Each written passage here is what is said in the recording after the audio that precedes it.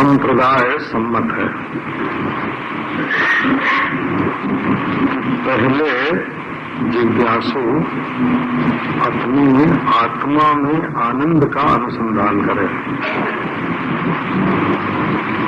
कि आनंद भीतर ही है, बाहर नहीं।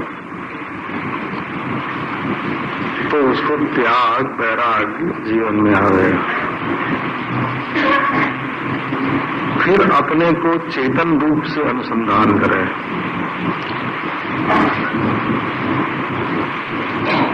तो अनात्मा के साथ जो संबंध है वो टूटेगा, वो दृष्टा साक्ष्य। पहले अनात्मा में आनंद है ये टूटेगा, और फिर अनात्मा मैं मेरा है ये टूटेगा। तो दृष्टा हो गया। तब फिर अनात्मा सत्य है ये टूटेगा। तो पहले अनात्मा दुख हुआ, फिर अनात्मा जड़ हुआ, फिर अनात्मा असत्य हुआ। तो आत्मा ही परमानंद चेतन और सत्स्वरूप है, आत्मा के सिवाय अन्य कुछ नहीं। तो वेदांत की सर्वसम्मत प्रक्रिया है। पहले वैराग्य, फिर असंगता, और असंगता के बाद अद्वितीयता।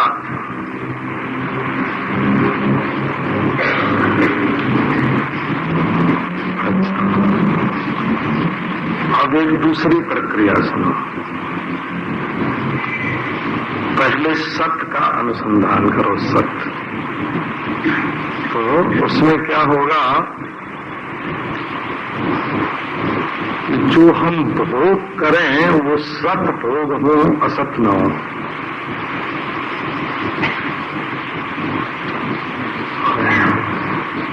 कर्म करें सो सत्कर्म करें, असत कर्म न करें। हमारे अंदर सद्गुण हो, असद्गुण न हो।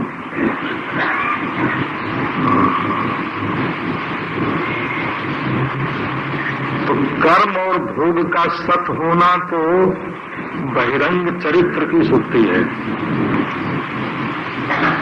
और सद्भाव और सद्गुण का शुद्ध होना ये अंतरंग अंतःकरण की शुद्धि है।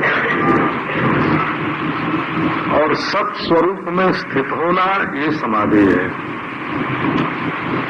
उसके बाद दृष्टा का विवेक होगा।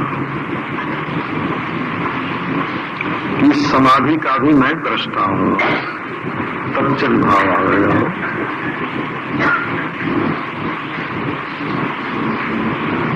तो घटपटादि बहिरंग निमित्त से वृत्ति बनती है, पूर्व संस्कार से वृत्ति बनती है। देखो बाह्यार्थवादी कहते हैं घटपटादि वस्तुओं के निमित्त से वृत्ति बनती है। विज्ञानवादी बौद्ध कहते हैं कि पूर्व संस्कार के अनुसार विज्ञान में आकार आता है।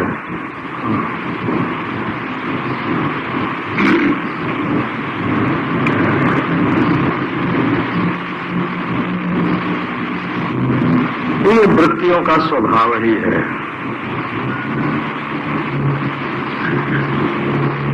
असल में न ज्ञान घटाकार पटाकार बनता है, न घट पट ज्ञानाकार बनते हैं।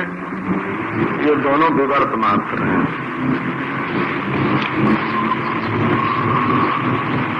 अच्छा जी,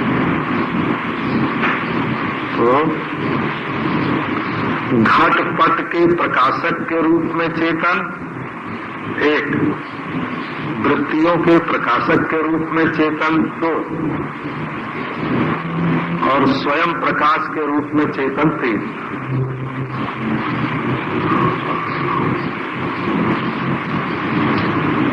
फिर जो सत्स्वरूप और चित स्वरूप अद्वैत वस्तु है वो एक है, और उसके बिना दुनिया में न कोई प्रिय है, न अप्रिय है, न सुख है, न दुख है, न भोग है, न भोग है। वही परमानंद घन है।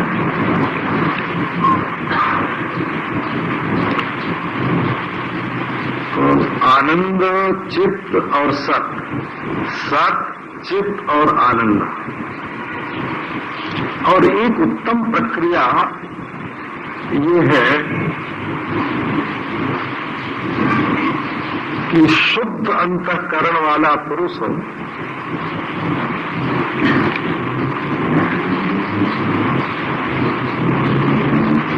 सत्य को परिवर्तनशील और आनंद को अन्य विषय में कभी मान नहीं सकता। इसलिए वो चित्त स्वरूप का ही विवेक करे कि देश काल वस्तु का प्रकाशक स्वयं प्रकाश चित्त ब्रह्म ही है।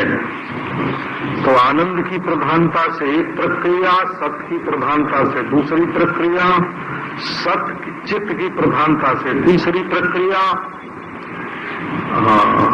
और जिज्ञासु गुरु के पास रह के श्रवण करे तो सच्चिदानंद तीनों का एक काल में ही श्रवण कर सकता है।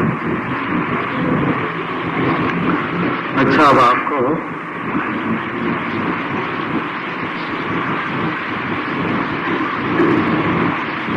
तो वेदांत की प्रक्रिया हम लोग सुनते हैं, ध्यान करें ध्यान करें ध्यान करें। तो ये भामतीकार की प्रक्रिया है।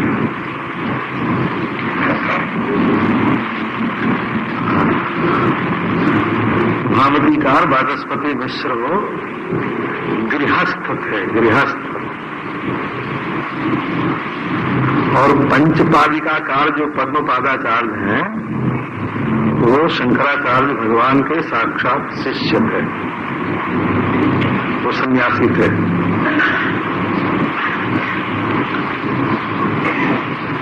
तो आपको थोड़ा सा आश्रम धर्म की बात थोड़ी सुनाते हैं। ब्रह्मचारी अपने गुरु का सेवक होता है, वो पराधीन होता है, सेवा धर्म है। वर्ण की दृष्टि से ब्रह्मचारी शूद्र कोटि नहीं है, क्योंकि सेवा ही उसका प्रधान धर्म है।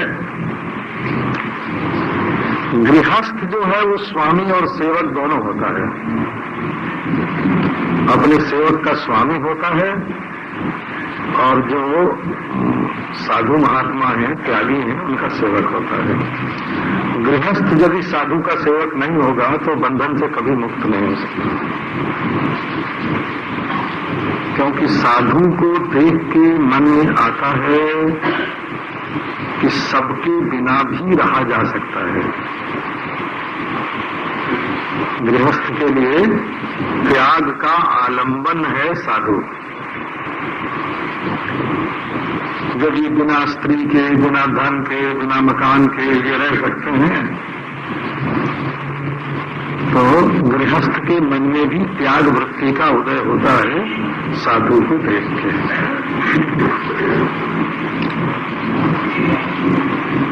तो ब्रह्मचारी सेवक होता है और गृहस्थ स्वामी सेवक दोनों होता है।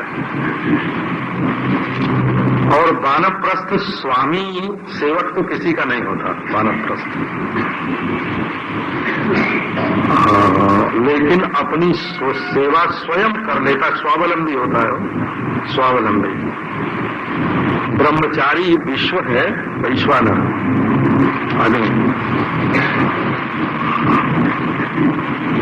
और गृहस्थ हिरण्यगर्भ है, तेजस। और वानप्रस्थ प्राज्ञ है, और पत्नी तो है परंतु भोग संबंध नहीं है, वानप्रस्थ। और सन्यासी जो है वो तुरीय है, अद्वितीय है, तो उसमें स्वामी सेवक भाव नहीं है। सन्यासी में न सन्यासी किसी का सेवक है और न किसी का स्वामी है, और वानप्रस्थ किसी का सेवक नहीं है, अपना स्वामी है, अपनी सेवा कर लेता है। और गृहस्थ साधु का सेवक भी है और स्वामी भी है, अपने से छोटों का, संपत्ति का, धन का। और ब्रह्मचारी सेवक है। ब्रह्मचारी में पृथ्वी के समान क्षमा होना चाहिए, जल के समान निर्मलता होनी चाहिए, अग्नि के समान तेजस्विता होनी चाहिए,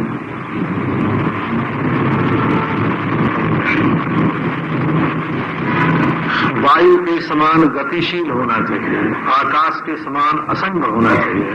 ये ब्रह्मचारी का धर्म है।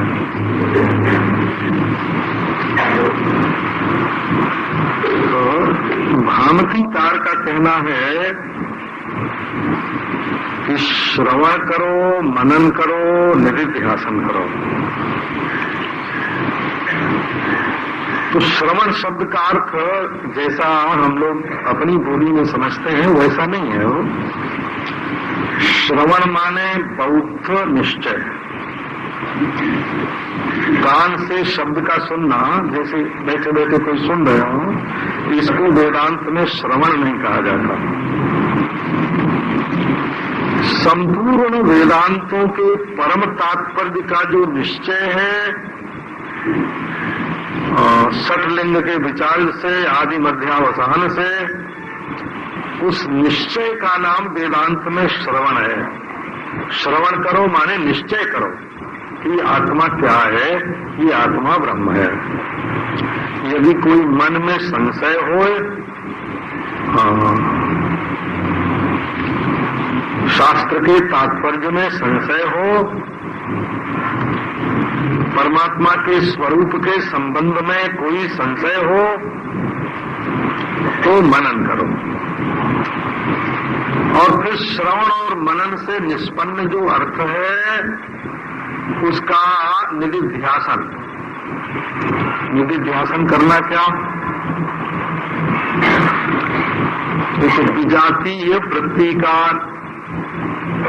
निवर्तन करके कोई विजातीय जड़ाकार वृत्ति, घटपटाद्याकार वृत्ति ना आवे, स्त्री पुरुषाद्याकार, और सजातीय वृत्ति केवल शुद्ध बुद्ध मुक्त आत्माकार वृत्ति का प्रवाह होवे और अहंकार न होवे। तो मैं ये वृत्ति को दोहरा रहा हूं। सजातीय मनोवृत्ति प्रवाहो हंकृतिम बिना, मैं वृत्तिमान हूं ये तो अहंकार न बने, और विजातीय वृत्ति का तिरस्कार होके सजातीय वृत्ति इसका प्रवाह हो है। बारंबार बारंबार जो लहर पर लहर, लहर पर लहर, लहर पर लहर क्या उठ रही है? चिराकार चिन्मय, चिराकार चिन्मय तरंग उठ रही है, बारंबार बारंबार बारंबार। तो इसका परिपाक होने से चित्त में, अंतःकरण में उस शक्ति का उदय होता है जो अज्ञान और अज्ञान जन्य अनर्थ को निवृत्त कर दे। ये भामतीकार का मत है।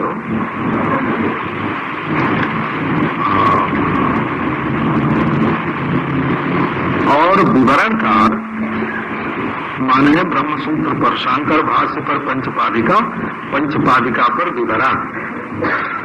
विवरण प्रस्थान का ये मत है कि शुद्धांतःकरण सन्यासी जब वेदांत का श्रवण करता है तो पहले उसने वेदों का अध्ययन तो किया ही हुआ है, स्वाध्याय धर्मांग रूप से उसने सारे शास्त्र पढ़े हैं।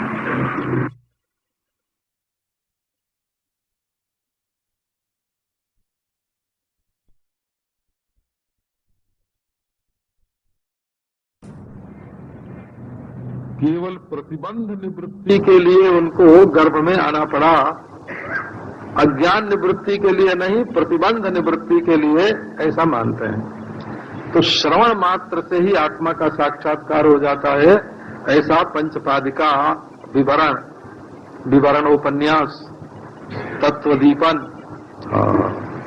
ये इनकी परिपाटी है, ऋजु विवरण। और भामती, कल्पतरु, परिमल, ऋजु प्रकाशिका, इनकी परंपरा है श्रवण मनन निधिध्यासन। निधिध्यासन के परिपाक से तत्व साक्षात्कार होता है। तो ये पंचपादिका, विवरण, विवरणोपन्यास, ऋजु विवरण, तत्वदीपन, इनकी प्रणाली एक है। ये ग्रंथ हैं, हो वेदांत के ग्रंथ हैं। और भाष्य, भामती, कल्पतरु, परिमल, ऋजु प्रकाशिका, इनकी प्रणाली एक है। अब आप आओ, आपको श्रवण कराना। तो आपको धर्म कर्म की बात सुननी हो तो अलग सुनना हो, वो तो पूछ लेना। अब शौचालय से लौटने के बाद कितनी बार हाथ में माटी लगानी चाहिए वो दूसरी बात है। संध्या वंदन कैसे करना चाहिए स्नान के बाद, वो दूसरी बात। स्नान भी सीखना पड़ता है, वो भी बिना सीखे नहीं आता। खाली पानी से नहाने का ही नाम स्नान नहीं होता। सूर्य मंडल से ज्योतिर्मयी अमृत धारा हमारे शरीर पर गिर रही है, पवित्र हो रहा है। मूलाधार से परावाक उल्लसित हो रही है और उसकी ज्योतिर्धारा शरीर में प्रकट होकर शुद्ध कर रही है। गुरु चरणामृत में स्नान हो रहा है, गंगा जी में स्नान हो रहा है, मंत्रोच्चारण से स्नान हो रहा है, स्नान भस्म से स्नान हो रहा है। कितने प्रकार का स्नान होता है। तो वो सब सीखने की बात है। वो तो यदि आप जानकार से नहीं सीखेंगे, तो लोटा माजना भी आपको नहीं आवेगा।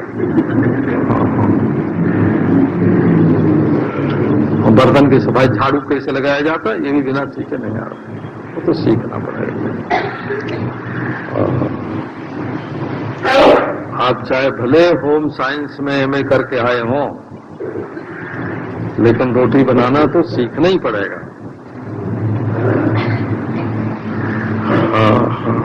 ऐसा डॉक्टरी पास कर लें पर डॉक्टर के साथ रह के सीखना पड़ेगा। वकालत पास कर लें पर वकील के साथ रह के सीखना पड़ेगा।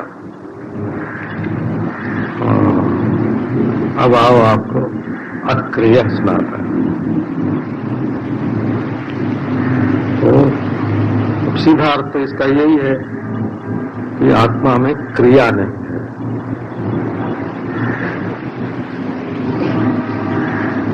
एक क्रिया से आत्मा की सिद्धि होती है। वो कैसे सिद्धि होती है?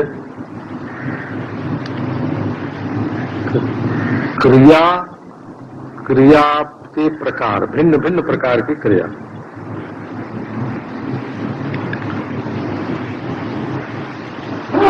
जिसके होने पर होती है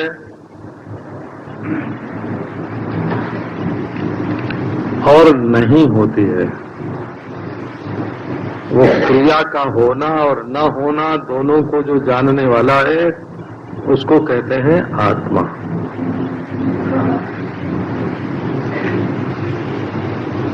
तो एक देखो, बिना किए शरीर में एक क्रिया होती है, उस पर आपका ध्यान है? जैसे आपकी सांस चलती रहती है, ये इसमें पाप पुण्य नहीं लगता हो। सांस चलने से न पाप की उत्पत्ति होती है न पुण्य की। अच्छा, आपके शरीर में खून चलता रहता है, बड़ी तेज गति से चलता है महाराज। सब पांव का सिर में, सिर का पांव में, सारे शरीर में। कोई दवा डालते हैं ना इंजेक्शन से, 1 सेकेंड में व्याप्त हो जाए हो सारे शरीर में। तो खून चलने में पाप पुण्य नहीं लगता है, सांस चलने में पाप पुण्य नहीं लगता है। अच्छा, आप जो खाते हैं वो गले के भीतर हाथों में कैसे घूम घूम के जाता है, उसमें पाप पुण्य नहीं लगता है। आपने हाथ से उठा के जो खाया, उसमें क्या खाया वो बात दूसरी है। आपने मना की हुई चीज खाई तो कानून के उल्लंघन का तो दोष लगेगा। आपने जानबूझ के कानून का उल्लंघन किया।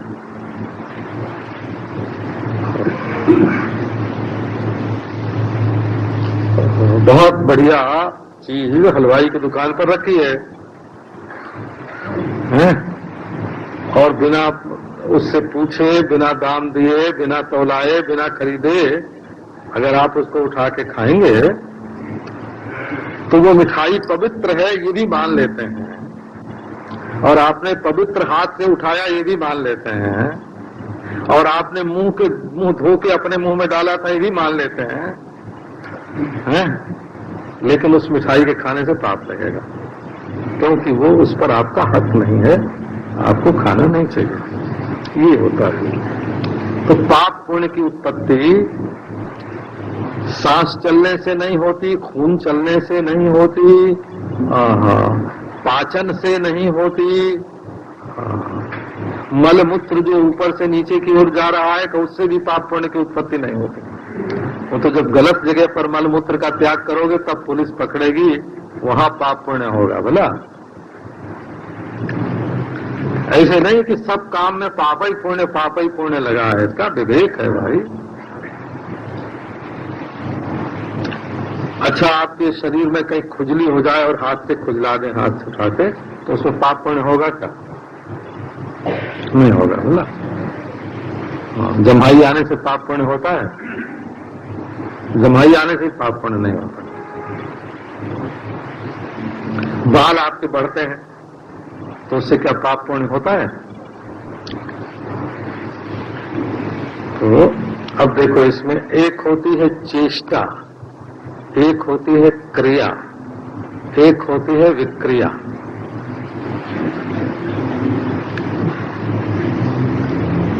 जैसे आप बच्चे से जवान हो गए, जवान से बुढ़े हो गए, तो जवान होने से कोई पाप पुण्य नहीं लगता और बुढ़ा होने से भी कोई पाप पुण्य नहीं लगता। अच्छा, कुर्सी पर बैठ के आप पांव हिलाते रहते हैं तो उसमें कोई पाप पुण्य की उत्पत्ति होगी? छींक आवेगी, जम्हाई आवेगी तो क्या उससे पाप पुण्य की उत्पत्ति होगी? खुजली होगी तो क्या पाप पुण्य की उत्पत्ति होगी?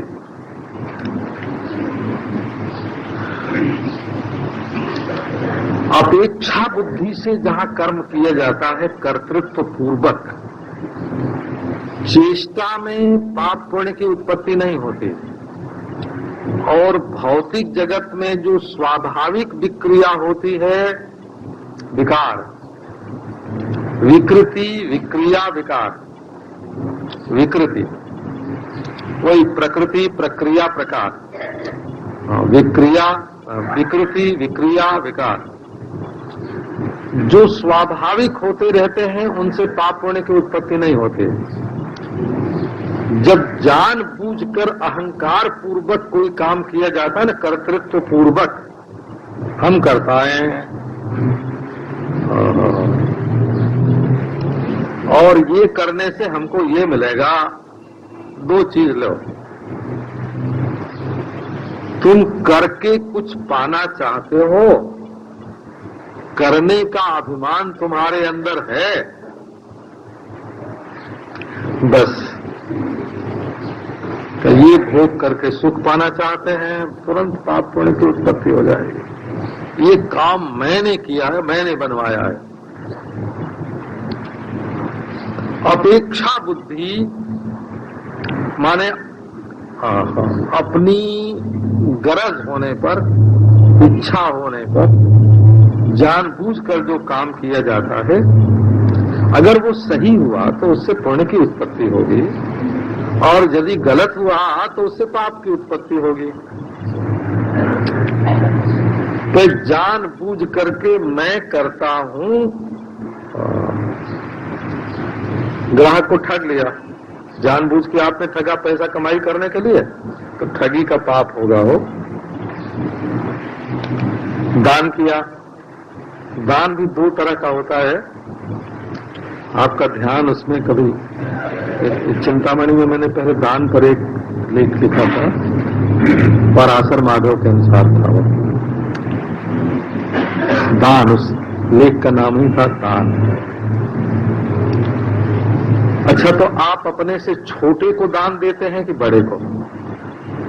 एक विभाग आप कर लीजिए। छोटे को जो दान देते हैं आप गरीब को, उसको दया करके देते हैं। आपके हृदय में दया जगती है और आप उसको कुछ देते हैं।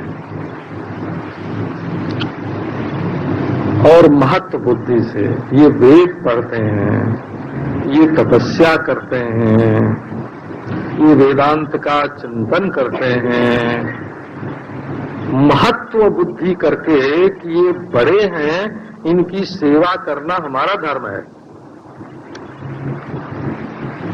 दया और सेवा में बहुत फर्क है हो।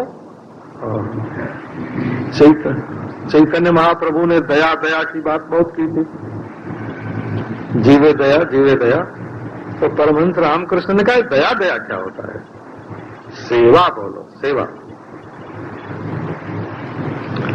तो जो विद्वान होता है, सदाचारी होता है, सत्पुरुष होता है, ब्रह्मचारी होता है, त्यागी होता है, वैराग्यवान होता है, उसकी सेवा उसको बड़ा मान करके की जाती है। अगर उसमें एक जिंदा रहेगा जिसकी तुम सेवा करते हो, तो दूसरों को भी वो सदाचारी सत्पुरुष बना देगा। और जिसके ऊपर दया करते हो, वो दूसरे को दयनीय नहीं बनावेगा हो। और तुम जिस पर दया करोगे, तुम्हारी वृत्ति उसकी ओर झुकेगी। दया वृत्ति बहिर्मुख होती है और सेवा वृत्ति उन्नतोन्मुख होती है, ऊपर की ओर जाती है। तो धर्म में अपने से महान की सेवा की जाती है। देशे काले च पात्रे च। दान दूसरी चीज है, सेवा दूसरी चीज है, और दया दूसरी चीज है। सेवा तो अपने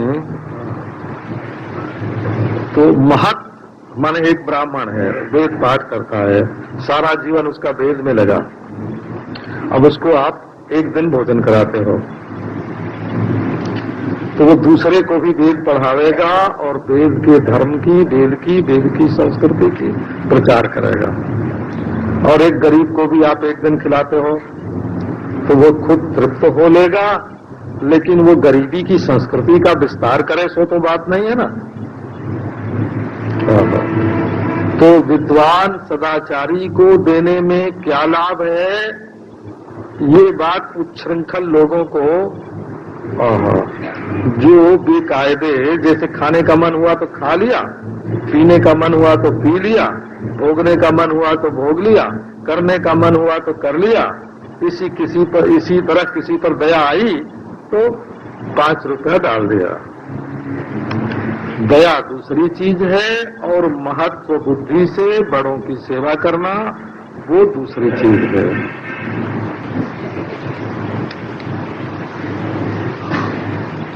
तो दान भी बड़ा विलक्षण होता है वो।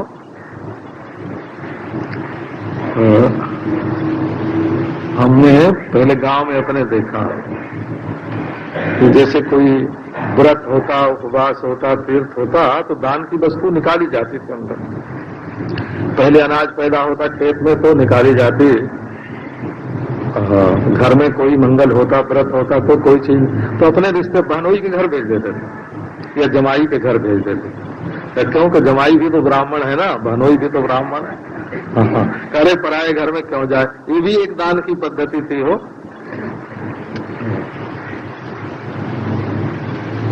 तो दया वृत्ति दूसरी है, सेवा। अब क्रिया की बात आप लोग, क्रिया क्या है? एक तो शरीर से स्वाभाविक चेष्टा होती रहती है, विकार होते रहते हैं। किसी को अंगुली हिलाने की, हाथ हिलाने की आदत है, किसी को पांव हिलाने की, इससे धर्म नहीं होता है। और उम्र बदलती रहती है, इससे भी धर्म नहीं होता है। जब जानबूझकर कुछ पाने के लिए या किसी को हटाने के लिए जानबूझकर कर्तृत्व पूर्वक कर्म किया जाता है तब उससे पाप पुण्य की उत्पत्ति होती है।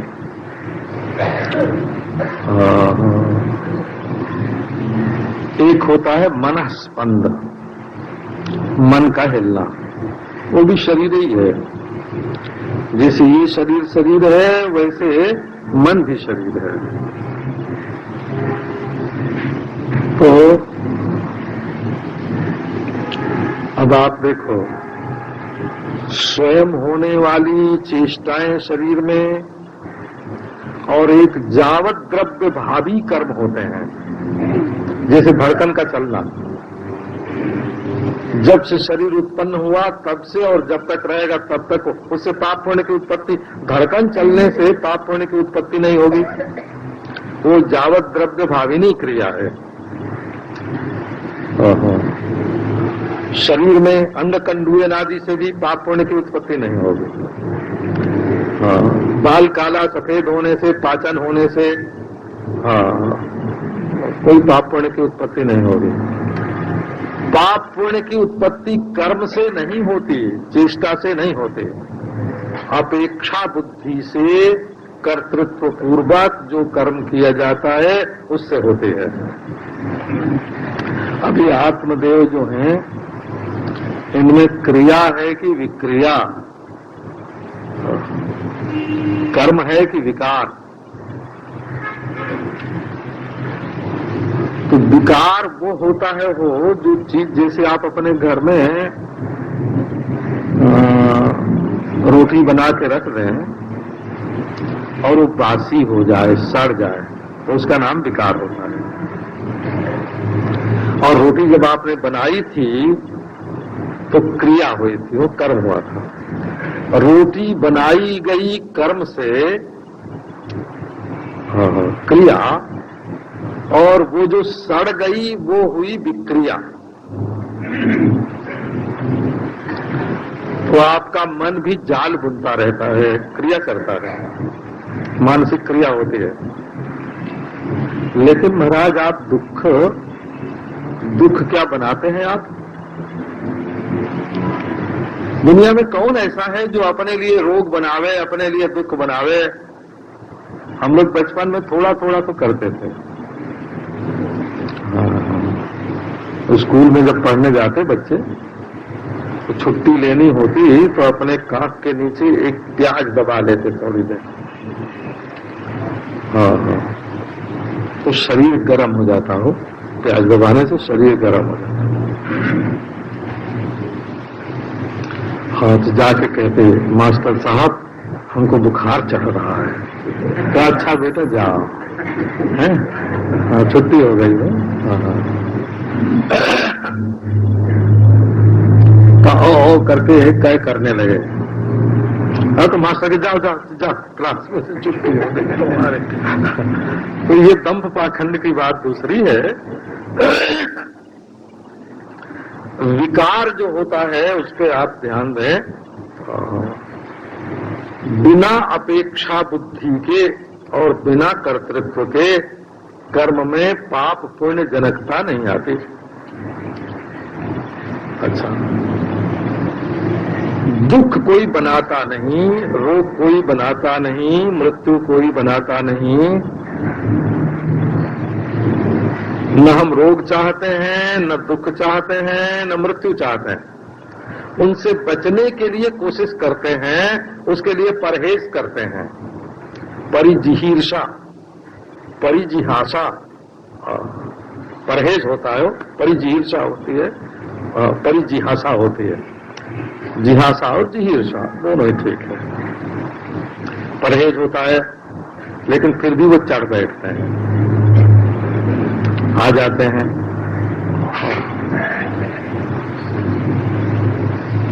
तो अब आत्मा में क्या होता है? न जावत द्रव्य भाविनी कोई क्रिया है और न उसमें चेष्टा है और न अपेक्षा बुद्धि है, न कर्तृत्व है और न विकार है। परिणाम नहीं है वो, विकार है। घर में दूध रख दिया, जम गया, सही हो गया। दूध सड़ गया, दूध में कीड़े पड़ गए, तो ऐसे आत्मा न सड़ता है न उसमें कीड़े पड़ते हैं, उसमें विकार नहीं होता, उसमें परिणाम नहीं होता, वो बदलता भी नहीं। आत्मा कोई आरंभ नहीं किया गया है, माने कई चीजों को मिलाकर आत्मा बनाया गया है, सो नहीं, उसको आरंभ बोलते हो। कई चीजों को मिला करके कई परमाणुओं को जोड़ने से जो चीज बनती है उसको आरंभ बोलते हैं। और जो चीज खुद ही सड़ के बदल जाती है उसको विकार कहते हैं। जो चीज अपने में ही जैसी की तैसी रह के भी परिणत होती रहती है, बदलती रहती है, उसको परिणाम कहते हैं। ये आत्मा जो है इसमें न जावत द्रव्य भाविनी क्रिया है, न चेष्टा है, न विक्रिया है, न क्रिया है, और न तो स्पंद है, न विकार है, न परिणाम है। न आरंभ है, न संघात है, न संघातो विकारों की, न संघात है, न विकार है, न परिणाम है, न आरंभ है। ये तो है ज्यों का त्यों भरपूर, ये परिपूर्ण। अच्छा, जब तक विकार नहीं होगा, विकार को मैं मेरा नहीं मानोगे तो दुखी भी नहीं हो सकते। हे साक्षी जी जरा सुनो, दृष्टा बाबू, ऐसा है ना, आत्मा यदि भवे दुखी कह साक्षी दुखी न भवे। यदि आत्मा दुखी होवे तो उस दुखी का साक्षी कौन है? गवाह का साक्षी माने गवाह। थोड़ी देर आदमी दुखी रहता है, देखो घड़ी भर हम खूब रोए। एक बार उनका राम राज्य नाम का सिनेमा देखने गए थे, पुरानी बात है वो। अब उसमें सीता जी के विरह में राम जी ऐसा रोवे, झरझर आंख से आंसू गिरे, और कभी पेट उनका पीठ से सट जाए, कभी छाती पकड़ ले। वो अभिनेता हो, हमको मालूम था कि वो पार्ट कर रहा है? लेकिन जब वो रोने लगा ना तो हमको भी रोना आ गया। फिर जब बाहर निकले तो क्या हुआ, बोले बड़ा मजा आया है, आज तो सिनेमा देखने में बड़ा रोए। हाँ, रो के निकले और बोले आज बड़ा मजा आया। अब देखो, रोते समय रो रहे थे और मजा जब मालूम पड़ा तब मजा भी आ रहा था। मैं एक ही था, जो रोया था, जो मजा ले रहा था वो एक ही था। तो रोने का भी साक्षी गवाह मैं, और हंसने का भी साक्षी गवाह मैं तो साक्षी रहा। असल में रोने वाला आया था कहीं से मेहमान, वो रो के चला गया। हंसने वाला आया था कहीं से मेहमान, वो हंसता हुआ चला गया। अपने भीतर ही मैं भी मेहमान होके आता है। आप ये देख लो, आपका दुखी मैं आप नहीं है, आपका मेहमान है, रास्ता चलता हुआ आया है। और आपका सुखी मैं आप नहीं है, आपका मेहमान है, वो कहीं से आया है। न आप निरंतर सुखी रहते हैं न दुखी, घर में न दुख रहता है न सुख। दुखी आता है जाता है और सुखी आता है और जाता है। आप एक हैं, कभी अपने को दुखी के साथ एक करके रो लेते हैं, कभी सुखी के साथ एक करके हंस लेते हैं। आप तो दोनों से निराले हैं। दुखी यदि भवेद आत्मा का साक्षी दुखिनो भवेद। दुखी का साक्षी कौन है? दुखिन साक्षिता नास्ति, साक्षिणो दुखिता तथा। जो दुखी है वो साक्षी नहीं है, और जो साक्षी है वो दुखी नहीं है। नरते स्याद विक्रियाम दुखी साक्षिता का विकारिण ही विक्रिया सहस्राणाम साक्ष्यतो हम विक्रिया। जब तक आप विकार को अपने में स्वीकार नहीं करोगे,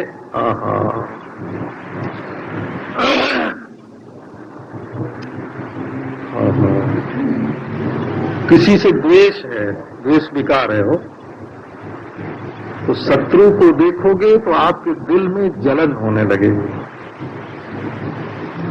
तो दुश्मन को देख के जलन हुई तो दुश्मन के लिए आपके मन में हिंसा का भाव है, द्रोह का भाव है, क्रोध का भाव है, द्वेष का भाव है।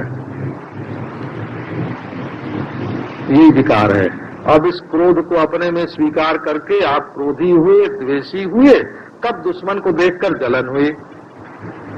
और आपका किसी से प्यार है विकार हो, उसको देखते ही दिल खिल गया। अरे कब तक देखोगे भाई?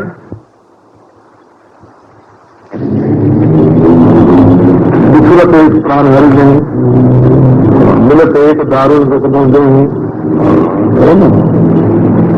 विचुरत एक प्राण हर नहीं। ये दुनिया में जो दोस्ती दुश्मनी है, दोस्ती भी बिछुड़ने पर दुख देती है,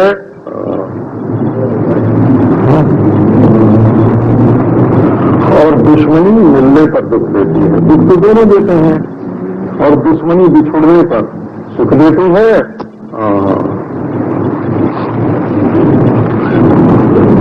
ये रीति है। जब तक आप किसी चित्त के विकार को मैं मेरा नहीं मानोगे, द्वेष भी विकार है, आता है जाता है, राग भी विकार है, आता है जाता है, और तुम साक्षी हो, उस विकार को स्वीकार किए बिना तुम सुखी दुखी नहीं हो सकते। नरते स्याद विक्रियाम दुखी साक्षिता का विकारिण। और जब तुम विकारी हो गए तो साक्षी कहाँ से रहे?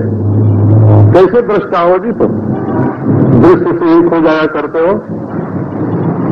तो जो स्थिति तुम्हारी हुई थी उसके भी तुम साक्षी थे, वो स्थिति तुम्हारी नहीं थी। जो स्थिति चली गई तो वो भी तुम्हारी नहीं है, वो पराई थी, वो चली गई। वो तो वेश्या किया श्रृंगार है, बैठी बीच बाजार, वो कभी श्रृंगार करके तुम्हारे साथ मिल जाती है और कभी कुरूप बन के तुम्हारे साथ लड़ लेती है। विक्रिया सहस्राणाम साक्ष्यतो हम अविक्रिया, अहम भी विक्रिया सहस्राणाम साक्षी। बुद्धि के हजार हजार रूप का माया माट अगिन नहीं जाए, अनेक रूप धारण करती है। मैंने इसका तमाशा देखा है, बोला तो हम विक्रिया, इसलिए मैं निर्विकार हूँ। तो आत्मा में क्रिया का किंचन मात्र संबंध नहीं है, इसलिए क्रिया का फल भी नहीं है। और क्रिया करने वाले जो हस्तपादादि करण है वे भी नहीं है। न क्रिया है, न क्रिया फल है, न क्रिया के करण है, और न तो क्रिया का कर्ता है और न तो फल का भोगता है। ये जो साक्षी है ये सर्वाधिष्ठान सर्वावघातक स्वयं प्रकाश है, इसमें क्रिया का किंचित भी संबंध नहीं है। तुम्हारे बारे में जो कोई कुछ कहे, कहने दो, कहेगा उड़ जाएगा। जो कुछ दुनिया में होए होने दो, जो होए सो होने दो। जितनी उथल पुथल होवे, जितना राज्य का उत्थान पतन होवे, जितने सम्राट कंगाल होवे और कंगाल सम्राट होवे, जितनी पार्टियां बने और बिगड़े, जो कुछ सृष्टि प्रलय होवे, तुम जो के तुम प्रलयस्यापि हुंकारई, बाबा बोलते थे, प्रलयस्यापि हुंकारई चला चल विचारणई विक्षोभम नहीं यस्यांता समहात्मे की कथ्यते। प्रलय की हुंकार गर्जना हो रही है, प्रलय की गर्जना हो रही है, चर अचर सृष्टि विचलित हो रही है, परंतु ये साक्षी देवता ज्यों के त्यों विक्षोभ रहित बैठे हुए हैं।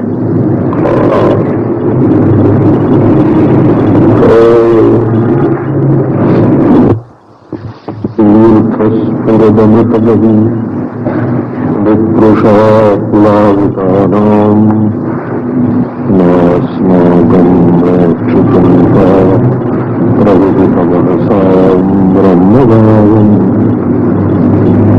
किन्तु सा बोधधारा विघटितमखिलाकार संस्कारकारा स्वच्छन्दं ध्वनिति प्रकृतबलं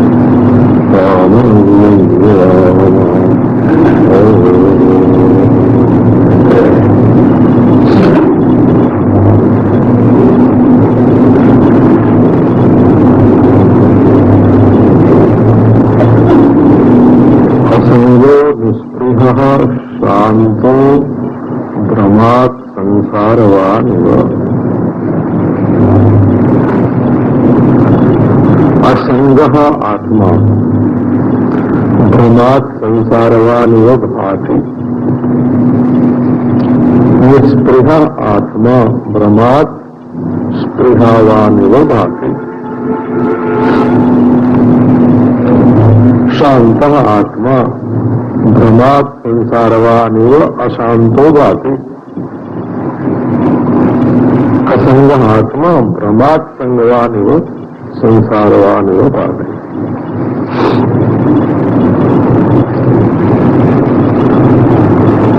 ये आत्मा का स्वभाव चिपकना नहीं है, चिपक जाना।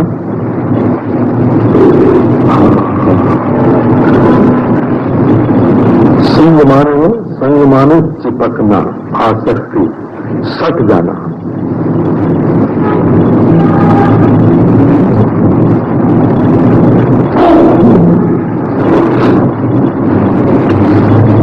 ये आत्मदेव कहीं भी चिपकते नहीं हैं, सटते नहीं हैं किसी के साथ।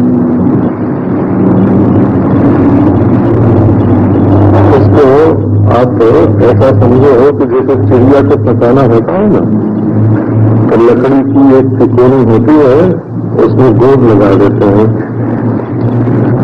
और एक चारा उसमें बीच में लटका देते हैं। जब चिड़िया उस चारे को पकड़ने के लिए जाती है तो उसकी पांख में गोंद लग जाता है और फिर उड़ नहीं पाती, पकड़ी जाती है। गांव में हम लोगों ने बहेलिया लोग, शिकारी लोग कैसे चिड़िया पकड़ते हैं वो हमने साथ में रह के देखा है।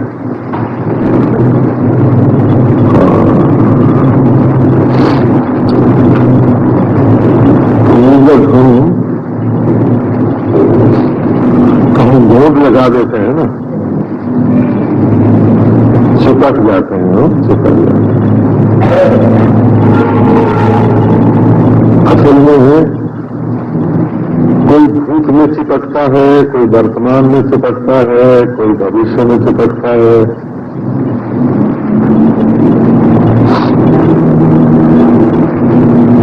तो भूत में चिपक जाओगे, जो बीत गया सो भूत हो गया हो, जो मर गया सो भूत हो गया। क्षण क्षण मरता जा रहा है, प्रत्येक क्षण छींच रहा है, प्रत्येक कण उड़ रहा है।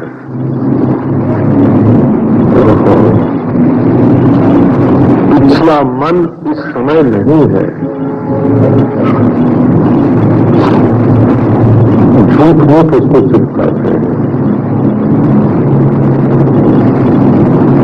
जैसे किसी के मरने का दुख हो, तो जिस समय वो आदमी मरता है उस समय दुख होता है। फिर 3 घंटे बाद उसको स्मशान में पहुंचाने की, या 3 घंटे बाद नहीं, 3 मिनट बाद होती है।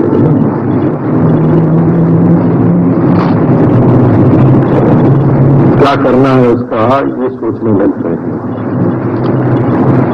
फिर 3 दिन 4 दिन जितनी याद आती है उतनी भंडारा करने के दिन नहीं होती है।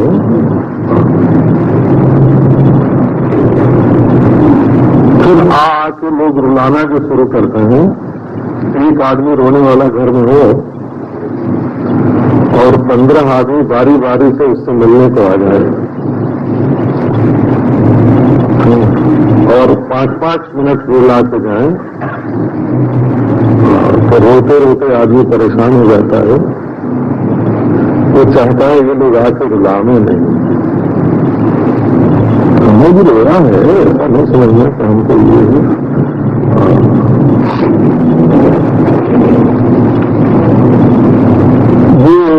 आने वाले एक उपकार आके कर जाते हैं।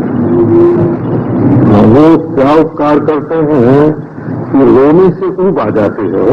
वो इतना रुलाते हैं आके बारी बारी से इतना रुलाते हैं कि रोने से ऊब आ जाते हैं। आपको बिल्कुल सच सुनाता हूं, 3 महीने बाद, 1 बरस बाद, 2 बरस बाद, 3 बरस बाद मन में कितना परिवर्तन होता है, इस पर आप ध्यान देना। तो आप कहां सटे, कहां हो, कहां चिपके हो।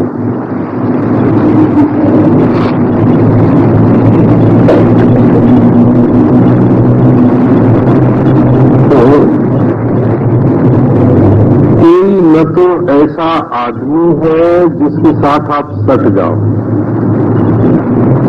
बल्कि सटे हुए अगर पैदा भी कभी होते हैं जुड़वा, तो डॉक्टर लोग उसको काट के अलग करते हैं, बोला। मां के साथ जो नाल जुड़ा हुआ होता है उसको भी काट दिया जाता है। ये मनुष्य सटने के लिए पैदा नहीं हुआ है।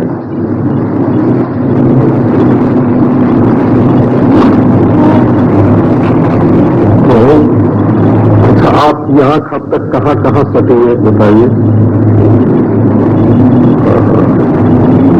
हमने कितने सुंदर देखे हैं,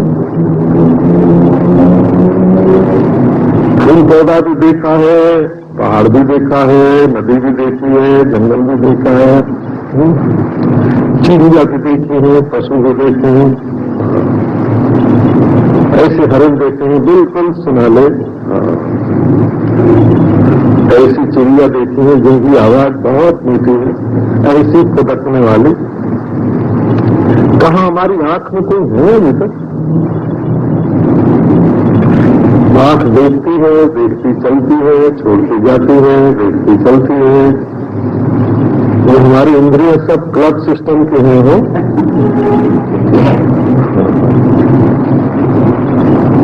बस क्लब में मिले, हाथ मिलाया, मीठी मीठी बात की, खाया पिया और सड़क पर गए तो कुछ नहीं, फिर तो नमस्ते भी नहीं। अगर तुम अपने रास्ते जाओ, अपने रास्ते जाओ। ऐसी सृष्टि है, ये असंगता का विवर्त है। ये क्लब सिस्टम जो है ये भी असंगता का ही विवर्त है। सबसे मिलिए, सबसे जुलिए, सबको कीजिए हाँ जी करते रहिए, बैठिए अपने अपने स्वरूप में, अपने आप में बैठिए।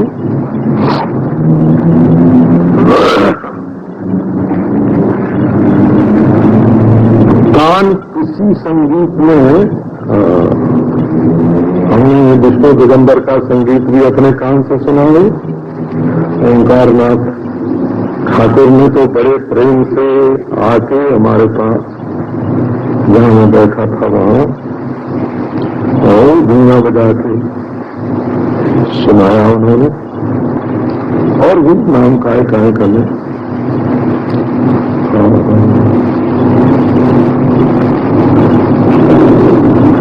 महाराष्ट्र की कई प्रसिद्ध गायिकाओं का संगीत सुना उन्होंने, मुसलमान गायिकाओं का संगीत सुना। अब कान में कहा वो चिपकी कि कान जा उनके साथ चला गया।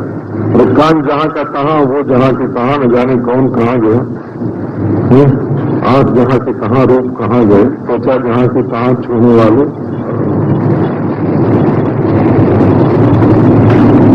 एक बड़े विदेश में क्या नाम, हॉलीवुड क्या बोलते हैं, हाँ, वहां की एक सुनी अभिनेत्री आई थी, देखने में बहुत सुंदर, बहुत सुकुमार लगते थे। तो मैंने कहा कि भाई मैं तुम्हें छू के देखूं।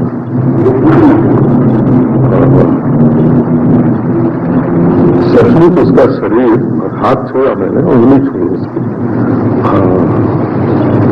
सन्यासी होने से पहले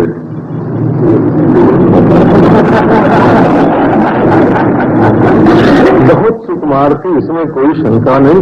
पर न तो मेरी उंगली उसके साथ चिपकी, न उसकी उंगली मेरे साथ चिपकी। संग काहे का है।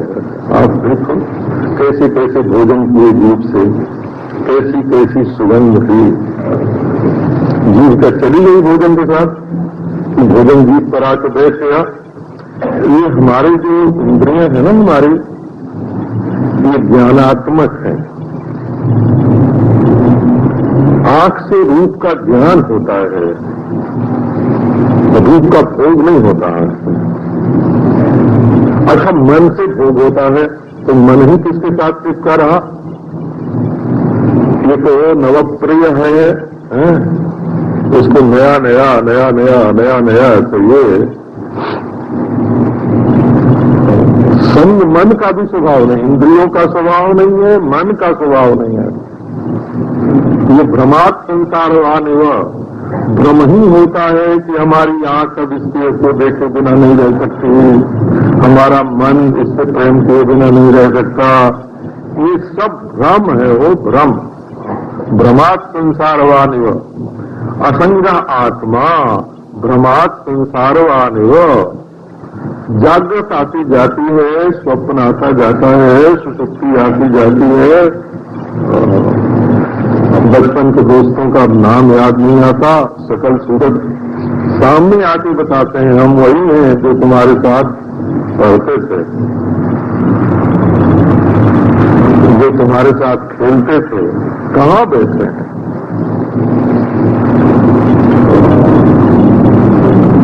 तो आत्मा श्रुति में स्पष्ट कहा हो, असंगः अयम आत्मा, असंगोयम पुरुषा। ये पुरुष असंग है, असंग।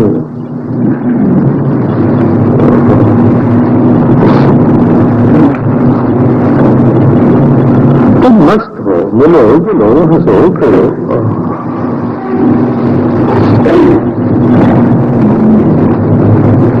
परंतु ये भ्रम ऐसा है, भ्रमात् संसारवान। ये जो तुम अपने को संगवान मालूम पड़ते हो, अभी आपको सुनाते हैं। ये लोभ का बीज रूप है संग। अभी आप किताब में मत पढ़ना, बोला। और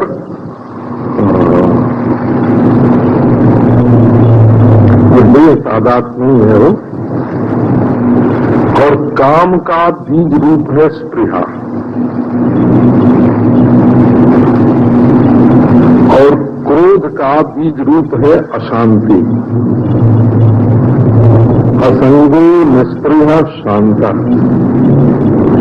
न तुमने काम है, न क्रोध